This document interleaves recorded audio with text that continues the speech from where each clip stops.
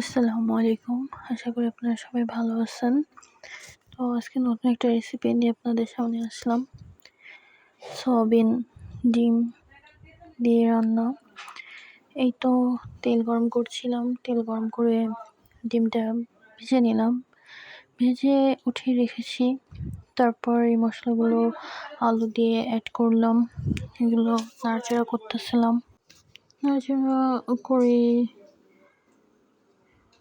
লবণ, হলুদ, ঝালের গুঁড়া এগুলো দিয়ে কষিয়ে নিব আর কি। লবণটা তো স্বাদের উপর ডিপেন্ড করে, এটা তো আর ধরার বাইরে কিছু নাই।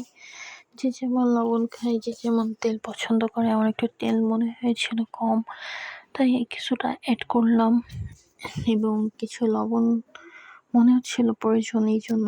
আসলে যে যেমন লবণ খাবে সে তেমনই ইউজ করে। স্বাদ তো লবণই।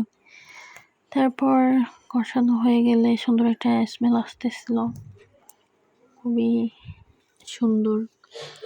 এখন কষানোর পর যখন মশলাটা শুকিয়ে আসতেছিল, আমি নেড়েচেড়ে দিয়ে ওটার সাথে দুধ অ্যাড করব, কারণ দুধটা দিলে খেতে অনেক মজা হয়। বাসায় যে দুধ রাখা হয় সেখান থেকে 1 কাপ তুলে রাখছিলাম, ওটাই অ্যাড করলাম।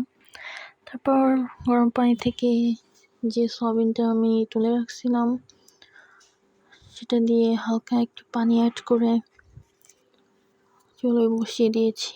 এখন এটা ওর মতোই হবে, দেখা যাক কেমন হয়। এটা ঢেকে দেব।